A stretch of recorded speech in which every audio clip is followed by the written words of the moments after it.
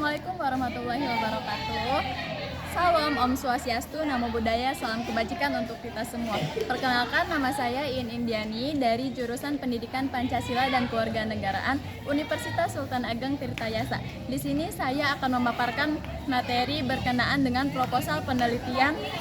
Sebelumnya yang terhormat kepada Bapak Febrian Alwan Bahrudin selaku dosen pengampu mata kuliah Sistem Politik Indonesia, yang mana kelompok kami itu kelompok 1 dengan anggotanya itu ada saya sendiri Indiani, yang kedua ada Salwa Ajahra, yang ketiga ada Reki, dan yang terakhir ada Elizabeth Tamu Bolon. Baik, kelompok kami mengambil judul yakni analisis dampak pemotongan anggaran APBN, APBD terhadap kinerja kementerian, lembaga, dan juga instansi yang ada di Indonesia. Yang pertama ada latar belakang. Apa sih yang melatar belakangi dari penelitian ini? APBN memberikan anggaran kepada pemerintah daerah yang disebut dengan APBD, yang mana pengelolaan APBN dan juga APBD sangat berpengaruh terhadap instansi dan juga seluruh lapisan masyarakat guna meningkatkan kualitas pelayanan publik sehingga dapat menciptakan lapangan pekerjaan dan juga serta dapat mendorong pertumbuhan pembangunan daerah yang berkelanjutan. Pemotongan anggaran dapat ditujukan untuk meningkatkan efisiensi, mengurangi pemborosan atau mengalihkan dana ke area yang lebih membutuhkan. Mengenai hal tersebut, pada realistisnya dalam analisis pemotongan anggaran ini mempengaruhi kinerja daripada kementerian, lembaga, instansi, dan juga perangkat daerah, baik dalam hal operasi, layanan publik, maupun pencapaian target. Nah, berdasarkan hal tersebut, kami peneliti tertarik untuk mengangkat judul Analisis Dampak Efisiensi Anggaran APBN, APBD terhadap kinerja kementerian, lembaga, dan instansi di Indonesia. Terkait efisiensi belanja ini, khususnya belanja pemerintah daerah, Menteri Keuangan menyampaikan bahwa alokasi dana anggaran masih banyak yang tidak efisien. Menteri menyebutkan bahwa pemerintah daerah yang membelanjakan anggaran hanya untuk upah atau biaya tenaga kerja. Baik, identifikasi masalah yang kelompok kami ambil yakni masalah yang terdapat dalam latar belakang kami, yaitu yang pertama ada ketidakefisienannya anggaran APBN dan APBD. Yang kedua yaitu melambatnya realisasi anggaran terhadap pelaksanaan kinerja lembaga. Yang ketiga, kualitas SDM atau sumber daya manusia menjadi rendah akibat pemotongan anggaran APBN dan APBD. Yang keempat, kurangnya strategi atau tupoksi yang dimiliki dalam meningkatkan anggaran.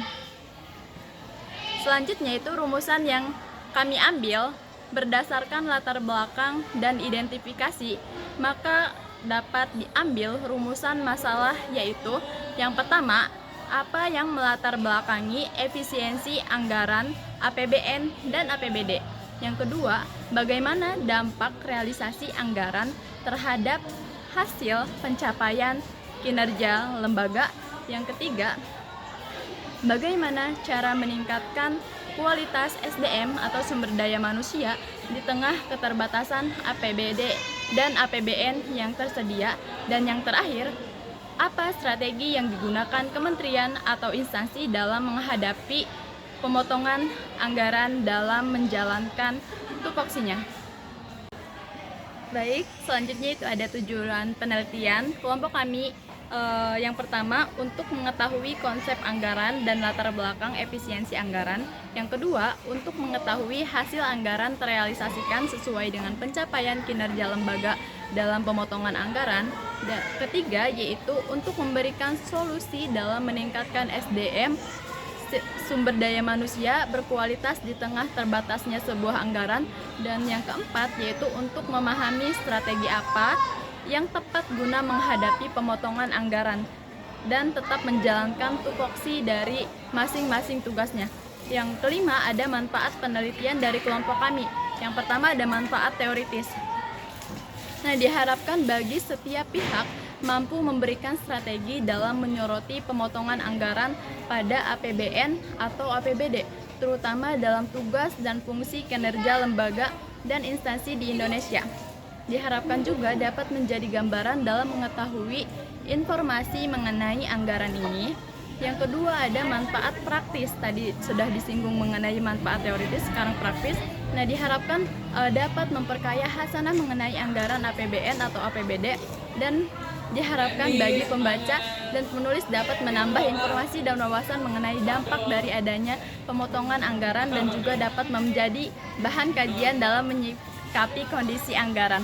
Baik, selanjutnya bab 2 yaitu kajian teori. Yang pertama, apa sih definisi dari efisiensi anggaran? Efisiensi dalam konteks anggaran dapat diartikan sebagai upaya untuk memaksimalkan hasil dengan maksimal, meminimalisir pemborosan. Ini mencakup penggunaan sumber daya secara optimal untuk mencapai tujuan yang diinginkan tanpa mengeluarkan biaya yang tidak perlu. Dalam pengelolaan anggaran, efisiensi bukan hanya sekedar penghematan, tetapi juga melibatkan pengalokasian dana secara strategis dan tepat sasaran. Yang kedua, ada jenis-jenis anggaran yang dapat ditetapkan sebagai APBN. Apa sih APBN itu? APBN adalah anggaran pendapatan dan belanja negara, yang mana merupakan anggaran yang disusun oleh pemerintah pusat untuk mengatur pendapatan dan pengeluaran negara. Fokus efisiensi pada APBN mencakup pengurangan belanja yang tidak mendesak dan pengalihan dana ke program-program yang lebih prioritas. Sedangkan APBD atau anggaran pendapatan dan belanja daerah merupakan anggaran yang disusun oleh pemerintah daerah untuk mengatur pendapatan dan pengeluaran daerah. Nah, efisiensi dalam APBD berfokus pada pengelolaan dana yang lebih baik untuk meningkatkan pelayanan publik dan kesejahteraan daripada masyarakat ini. Badan usaha milik negara atau biasa kita kenal sebagai BUMN, efisiensi anggaran juga diterapkan pada BUMN yang memiliki target dividen. Pengelolaan yang efisien di BUMN ini diharapkan dapat meningkatkan kontribusi mereka terhadap pendapatan di suatu negara. Oke, baik, selanjutnya kita beranjak ke ketiga, yaitu faktor-faktor yang mempengaruhi daripada efisiensi anggaran. Ada faktor internal, yaitu partisipasi dalam penyusunan anggaran, yakni keterlibatan berbagai pihak dalam proses penyusunan anggaran. Baik, yang ketiga yaitu faktor-faktor yang mempengaruhi efisiensi anggaran. Tidak terlepas dari faktor internal dan juga faktor eksternal. Yang pertama itu faktor internal, partisipasi dalam penyusunan anggaran, yakni keterlibatan berbagai pihak dalam proses penyusunan anggaran, baik dari manajemen puncak maupun staf, yang dapat meningkatkan komitmen dan akuntabilitas. Keterbatasan manajemen puncak yaitu manajemen puncak yang aktif dalam meninjau dan mengesahkan anggaran dapat memotivasi pelaksana untuk mencapai target yang telah ditetapkan. Laporan yang akurat dan tepat waktu, yang mana laporan yang tidak akurat dapat menyulitkan identifikasi penyimpangan, sedangkan laporan yang terlambat dapat menghambat pengambilan keputusan yang cepat. Yang kedua, kita beralih kepada faktor eksternal. Yang pertama ada inflasi. Apa sih inflasi? Inflasi yakni yang terkendali dapat membantu pemerintah dalam memanfaatkan dana secara efisien. Yang kedua ada pertumbuhan penduduk. Pertumbuhan penduduk yang produktif dapat meningkatkan potensi pendapatan daerah dan efisien penggunaan dana. Yang ketiga ada produk domestik regional bruto atau PDRB yang positif, menunjukkan pertumbuhan ekonomi yang baik yang dapat mendukung efisiensi penggunaan anggaran. Yang keempat yaitu pengukuran efisiensi anggaran, yang mana pengukuran efisiensi anggaran ini dapat dilakukan dengan cara membandingkan realisasi belanja langsung dengan anggaran yang telah direncanakan. Hasil perbandingan ini kemudian dikalikan dengan 100% untuk mendapatkan presentasi dari efisiensi. Baik, yang kelima yaitu pentingnya efisiensi anggaran. Efisiensi anggaran sangat penting untuk memastikan bahwa setiap rupiah yang dikeluarkan dapat memberikan manfaat yang tentunya maksimal bagi masyarakat. Dengan pengelolaan yang efisien, pemerintah dapat meningkatkan kualitas pelayanan publik, menciptakan lapangan pekerjaan, dan juga dapat mendorong daripada pertumbuhan ekonomi yang berkualitas. Kita berbicara tentang efisiensi anggaran, kita tidak hanya membahas angka-angka di atas kertas saja, namun efisiensi anggaran adalah tentang bagaimana kita dapat menggunakan sumber daya yang terbatas ini untuk mengatasi hasil yang maksimal. Bayangkan jika setiap rupiah yang kita keluarkan dapat memberikan dampak yang positif bagi masyarakat. Ini adalah tantangan yang dihadapi khususnya oleh pemerintah kita pada saat ini. Nah, oleh karena itu penting bagi kita untuk tetap hanya fokus pada penghematan, tetapi juga pada bagaimana kita dapat mengalokasikan dana secara strategis dengan melibatkan semua pihak dalam proses penyusunan anggaran. Kita dapat menciptakan komitmen yang lebih besar untuk mencapai tujuan bersama.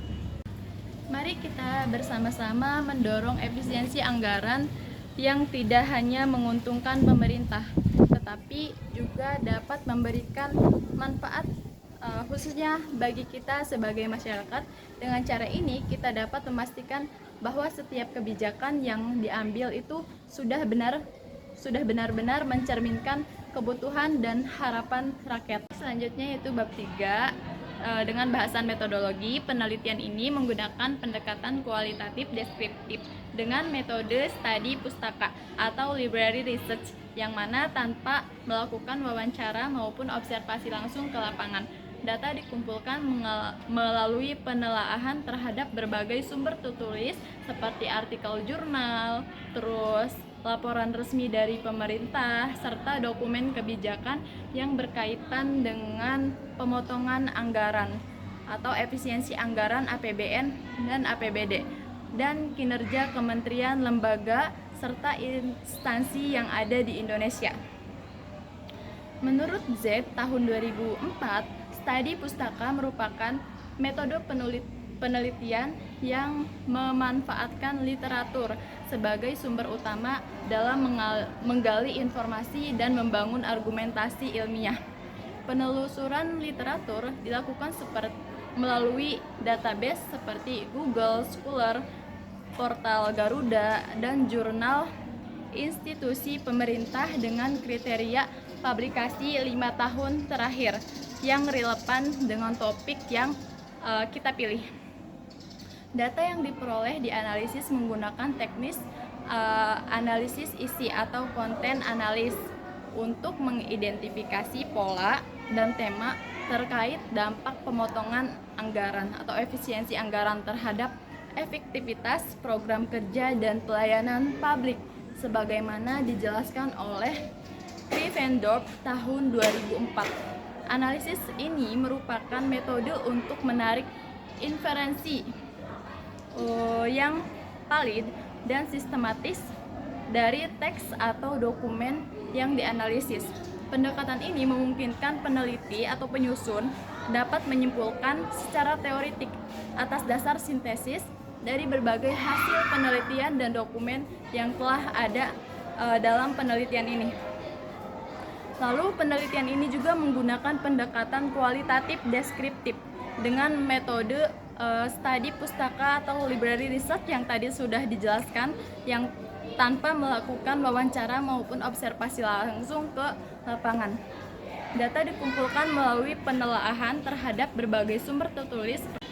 Oke, terima kasih. Mungkin itu saja yang dapat saya jelaskan. Saya Indiani dari kelompok 1 Sistem Politik Indonesia. Mohon maaf jika ada salah kata dan salah penyebutan dalam menjelaskan proposal makalah penelitian kelompok kami. Saya akhiri. Wassalamualaikum warahmatullahi wabarakatuh.